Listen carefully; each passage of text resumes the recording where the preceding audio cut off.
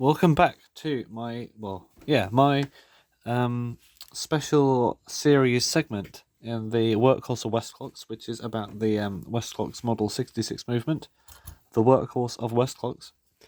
And yeah, we're just going to continue with our Spur service. The rest of it's up there, and the lamp is in my hair for some reason. So last time we disassembled the movement, and we now have this pile of pieces. I did test if this mainspring was going to be good, and I think it is. What I did was I reassembled the movement partially without the pallet in it, with this mainspring in, no alarm stuff, and I put the hour hand on, and I just wound it up all the way and see how many revolutions it took before the spring started to lose power, and I think it did about 36 hours before it even showed a sign of slowing down, which is more than enough for this, which is perfect. Because I think 30-hour clocks are great, but honestly, the most I think you'll ever need is probably about 26. Because you'll be winding up every night, maybe you'll be having a slightly later night one night, I don't know. 30 hours is a good, solid time though. And I think we can achieve that with this mainspring. It's quite a strong one as well. So we have all these pieces, but they are a bit dirty, and I can't really just reassemble it as it was, because not only was the mainspring broken, it was also quite dirty, as you can see here. And having dirt inside a movement like this, which is old oil, old dust and everything, even though you might think, oh, that's just lubrication, let's leave that in there. Actually, the oil has gone old and black, and it actually mixes with when it's black, it's because it's mixed in with dirt, and when oil mixes in with the dirt, it sinks into the little bearings, and it causes them to wear down. So it's important that we clean that out. So I'm just going to briefly go through my cleaning process. This is quite a matter of personal preference cleaning. So I will also be reassembling this in this video. So if you want to see that, then just skip ahead a bit. But if you want to see my personal cleaning method, then keep watching. So I'm just going to do it on this plate because it's not a particularly interesting thing to watch. And once I show you how it's done on this, then, well, you can apply it to anything really. The main reason I'm not saying, oh, this is the way it needs to be done, is because I think there are lots of different ways to clean alarm clock movements in general, and a lot of them require, specialist equipment. Like there's a particular clock cleaning fluid called Horolene, I think, among others, and it also helps to have an ultrasonic cleaner, I suppose, doesn't it? If you want to get right into the nooks and crannies. I don't have any of that. What I'm going to use is I'm going to clean it by hand with cotton buds, like these, or Q-tips, and isopropyl alcohol, 99.9%, which is very strong. And where is it? It's down here. Yeah, 99.9%. So it's pretty strong. I think that's the concentration. And yeah, it's got a few cotton buds in there from when I dropped them in the bottle at some point. But yeah, it's a very effective thing for cutting through grease and dirt and everything, and it also gets the moisture off as well because it evaporates. So I take this out because it's delicate, and I'm just going to tip everything out. So what I'm going to do is I'm going to clean a plate, a spring, and a wheel. So to clean the plate, I'm going to get a clean cotton bud, without knocking everything over, and I'm going to dip it directly into this. I'm not going to dilute it or anything. I'm just going to dip it right into here, like that, so it's nice and wet at the end. And then I'm going to take a closer look at this plate, and on both sides, I'll start with the dirtier side. I'm just going to gently rub it. I'm not going to go wild with the rubbing, because the rubbing actually comes later. I'm just going to make sure that everything is wet with this stuff. Because when you lay it on there, The cotton bud soaks up quite a lot of it, so you can do probably a whole plate with one side of a cotton bud, unless it's really dirty. This one's quite dirty, so I'm going to do a couple of go-overs. And this isn't the aim of this is not to eradicate all the dirt. This is just to evaporate the grease underneath it. And I'll show you in a second. It might help to remove that regulator actually. So I'll just keep doing this, and you can see the amount of dirt that's coming off. I think we're definitely going to use up a whole end of a cotton bud on this plate, if not more. And go into every corner, especially around the holes, because that's where the pivots go in, and that is where the friction needs to be eradicated. So when I'm happy that it's got you can tell by the smear marks when there's been isopropyl alcohol on there at some point. See how dirty that is. Then what I'm going to do is get a dry cloth. In this case I'm using an old sock because that's what I got, and it's actually a very effective thing. Get my thumb in it like that, and I'm just going to rub quite hard against the brass. And this is where the actual rubbing comes into play. Now this is quite an odd method, I think, but it is the best thing I've ever done to these. It works the best. So it worked better than a toothbrush or anything like that. Just because you can feel as well when it starts to get smooth, you can feel it. And I think the high concentration really helps for this because it really just cuts through everything.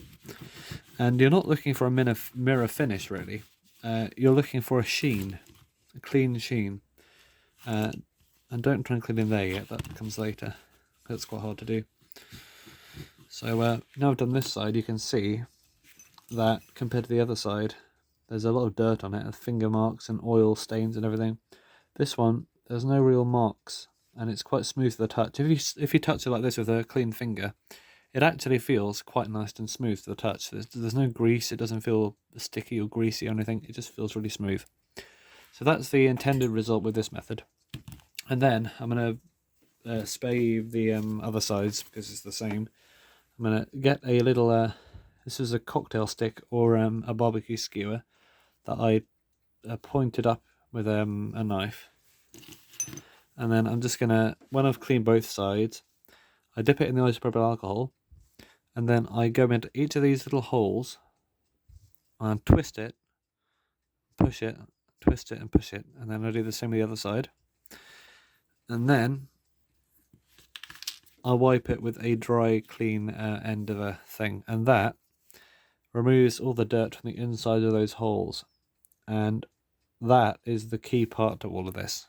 These holes are basically, the main running points. All of this area here, it doesn't really matter if that's dirty or not, but these little holes, that's the main part. But it's nice to just not have a filthy thing to work on. With wheels and stuff, balance wheel, it's the same on the surface, but with the points I just get the isopropyl alcohol and give it a nice twist. And with these, you want to make it as shiny as possible, so polish it up, or just clean it or scrub it to a real mirror finish basically at the end, until there's no brown stains or anything on both sides.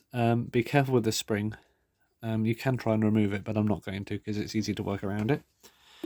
And for other wheels like this, what I tend to do is I do the same, but with the pivots on the ends. You can also do this with the balance wheel as well. I get some blue tack, try and find a clean spot, and make sure it's not hot, make sure it's cold. Because if it gets hot, it gets sticky and it clings to stuff. But if it's cold, I want to put water on it as well, or isopropyl alcohol just to make it wet. Just stick that in there a few times, and then give it a wipe with a cotton bud. And the same with this, just give the tread a couple of passes through, and that helps take the bigger chunks of dirt out of the teeth and all the fluff. And then finally with the spring, main spring, I get my sock again, and I just grab it by the tail and pull it through and bend it backwards at the same time like this. It's quite stiff, but it shouldn't break. I'm not going to go right to the end because that's just too stiff, but it just helps to clean the outer cores at least. This is where it'll be useful to have an not isopropyl, ultrasonic cleaner, but I don't have one of those. I'll make do with what I've got and it's fine. So yeah, you can really do this kind of stuff with basic tools. I mean, so far I've only used pliers, screwdrivers and tweezers really to do any of this stuff. So yeah, repair at home on one of these is totally possible. So I'm going to clean the rest of these parts. There are quite a few of them. And I don't think there's anything else I really need to mention before we carry on. Make sure these pins on this pallet are also clean as well. Probably use the blue tack on that as well. So I'm just going to get to work cleaning this stuff, and then I will get back to you for the final reassembly. I just realised I forgot to mention the balance cups. So yeah, these are a very, very important thing to clean. With these little silver metal bearings, these balance cups for the balance wheel to sit in, you want to make sure those are as spotless and shiny as possible. You want to eliminate all friction, basically. I think this is probably the most important part of the whole clock to clean. Because you can see they always have brown and dirt and stuff inside them. So I do a lot of, I'd say 2 or 3 at least goes over with the isopropyl alcohol cotton bud, just to get the outside of it and the inner couple of millimeters. And then to get the fine down into there, I use my cocktail stick and I do at the other end and I resharpen it every single time until a real fine point, and then really just go to town in it in there, because especially if you have a very sharp balance point, that thing goes right into there, and that very bottom of the cup in there, that very, very small point right in the middle, that's where most of the action happens. So yeah, that's a very important thing to keep clean. So I'm just going to carry on with the cleaning now. So our pieces are cleaned now. Yeah, I think this is one of the best results I've had so far with these movements. They do like to collect dust and dirt, and yeah, this one has come out really smooth. So it should prove to be a good functioning machine when we come to reassemble it. So I've done that with all the parts. They are all cleaned. You can see the shine on them. And yeah, I mean, you get varying results with different tools, of course. Ultrasonic, you might get, I don't know, discoloration or something, depending on what you use, or bit finer detail cleaning, I don't know. Depends what you use, really. But with my hand cleaning with little buds, then it works very well. So, with that out of the way, I think we should reassemble this now. So, what I'm going to do is I'm going to start with the plate with pillars on it. Now this is the front plate, although it's no, sorry, this is the back plate, although it's usually the front plate. I'm just going to bend this back because it was a bit further in, and you need to get that far in, otherwise it won't work. So you just need to push this until it's at least straight, but sometimes it helps to have it in a slight angle towards there, because this little spring is actually what keeps the button in its place, and without it the alarm will be turning on at the wrong time or in the middle of the night or something. You don't want that. And here is the front plate, which usually has the pillars on it. And I'm just going to get my wheels. Let's put these over there.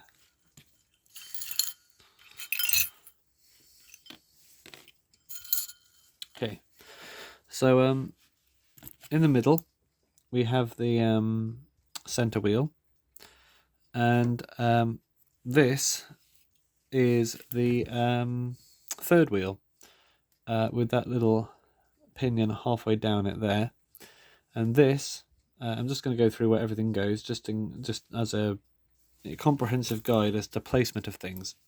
So if you have it this way up with that little hole on the right, and this is the front plate actually. Sorry, I said we're going to start with the back plate. Let's start with the front plate because it's easier. If you slot that wheel under there, so the pin, the axle goes through that tiny hole, and and comes out through the other side, then we should have a mesh there.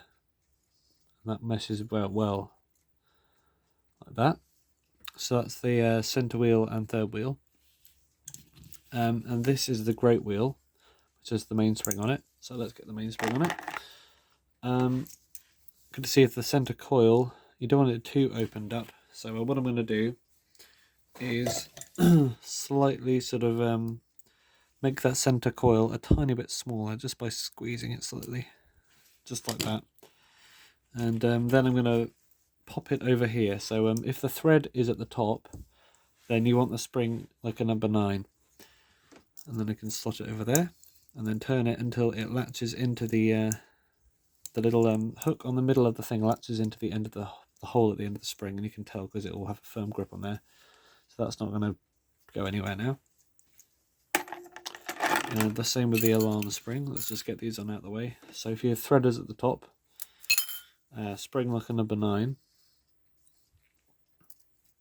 like that, because they wind anti-clockwise. And that is not quite in there.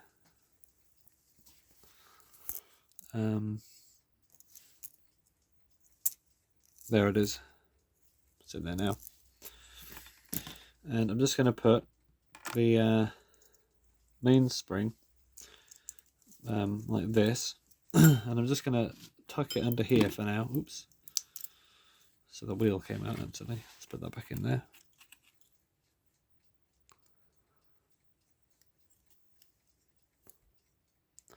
Yeah, they do fall out sometimes. And then I'm just going to tuck this under here, so it meshes into that center pinion, and the end goes into that hole like that. Hole under there. Now, if you want me to go through any of this it's a bit slower, then just let me know. So this should be like that, and I'll put that to one side. So with this one, what I'm going to do is first get this one with the pins on the top. This is the 4th wheel. I'll put it down here. And this is the regulator at the bottom. And then I'll get the escape wheel with the pins downwards like this, down there. And the pallet with the pins downwards there. Oop, and the pins should not be stuck inside the wheel, so they should be both on the outside of that wheel. So I'm just going to put this down now, and what I'm actually going to do, and I'm going backtracking a little bit. I'm going to take this out of here actually, and instead, because our spring's quite expanded, I'm going to instead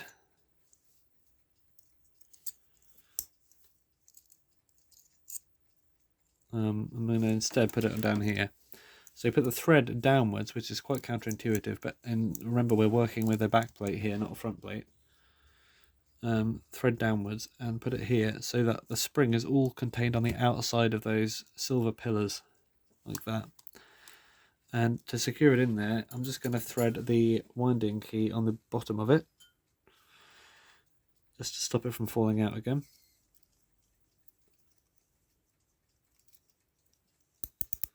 Like that. This fell out, so I'll put it back in. It's a lot of this kind of stuff falling out and putting it back in again. So it can be frustrating. And I'm going to do the same with this one. So thread downwards, pop it in here. And with this one, because it's got that little rivet at the end, I'm going to hook it over this pillar. Then pop that thing through the hole. Like that. And then, after that, I'm going to get our alarm escape wheel, this one. And I'm going to pop it, just to work out where this goes now. Okay, pop it here so that the the brass wheel is on the top. Pop it down in there so it goes in that hole, like that. And it all meshes like that. So we've got this empty bit in the middle surrounded by all these wheels. And then the hammer can go in there, like that. So that is where we are right now. I'm going to get our front plate, which has these two wheels in it. Quickly just pop that back in there because it keeps falling out again. Tut tut.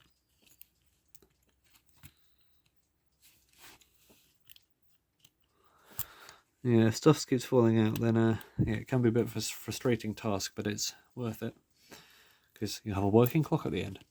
And grabbing it here, I'm going to put the whole thing on top of this. So this is the complicated, well, it's not complicated, it's just fiddly.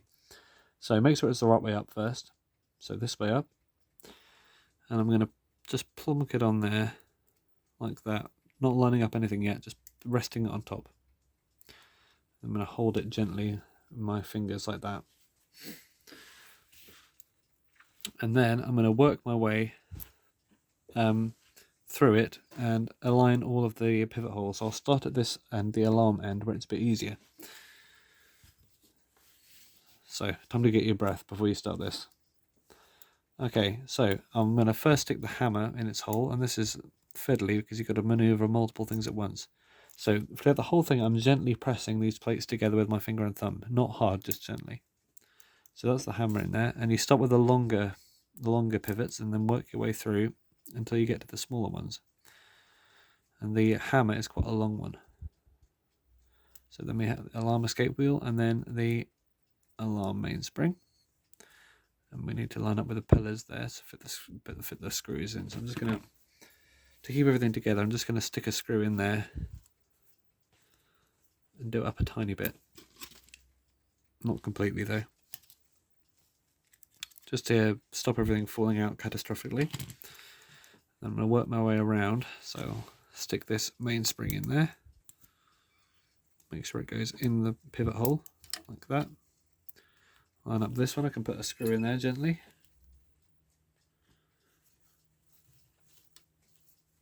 Hopefully this is somewhat comprehensive. Then we can work our way around here and hopefully nothing's fallen out yet. The easiest way honestly is to backtrack if stuff falls out, but luckily nothing's fallen out yet. So I'm just going to do the same here and make sure that all of the wheels have one pivot in the bottom plate and one pivot in the top plate in their holes with the they're like countersunk. They have oil sinks in them, so that's how you tell those are the holes they go in. And everything has its place.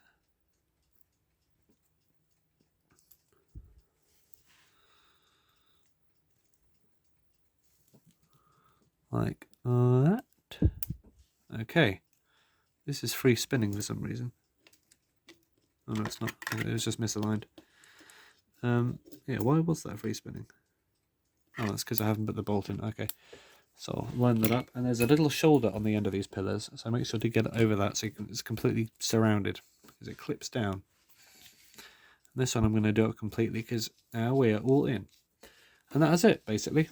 That was the plate doings. So I'm going to make sure each of these pillars, because they're quite flexible, has its full shoulder into the plate. For example, this one doesn't. You can see there's a gap. Just move it around until there's no gap, and then you can press it and do it up. Now there is stuff to go under here, so we're not finished yet. I'm going to leave it here for now, because there's more to do later. But I think when we do this up, I'll wind up the springs a bit and we can call the video an end, because it's quite long.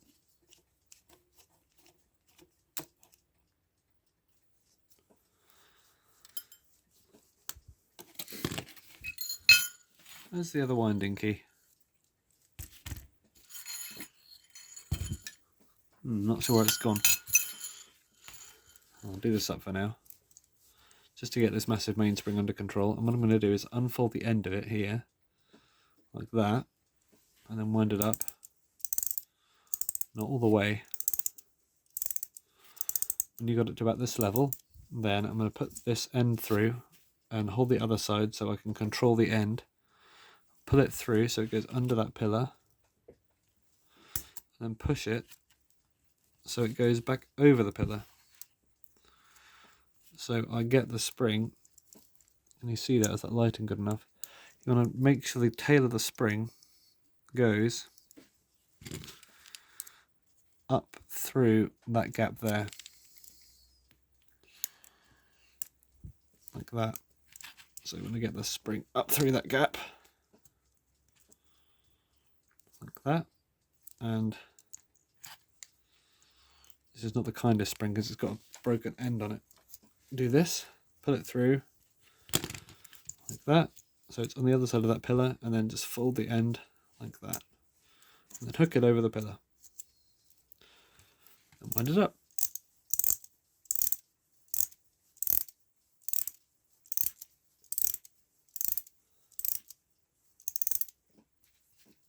And only wind it up when you're happy that everything is in its place. So now, it's not fully wound up, but if I take my attention over to the pallet here, we can do a quick test to see if the clock will have the ability to run or not. So what you want to do is take a screwdriver and gently touch one end of the pallet, and it should, when you get to a certain point, you're going to slowly move it down, and then it'll suddenly jump all the way the rest of the distance by itself. So have a look. Pushing. On the wrong side, hang on. I'll do it on this side first. So push it until it clicked all the way by itself. Push it until it clicked all the way by itself. And just do that a few times, and it should be the louder the click, the better. And I'm very confident this will run. So that is a good thing, and that provides the impulse to the balance wheel to keep it spinning. So thank you for watching, and hopefully this has been somewhat useful of a guide if you are yourself reassembling a Westclox Model 66 movement.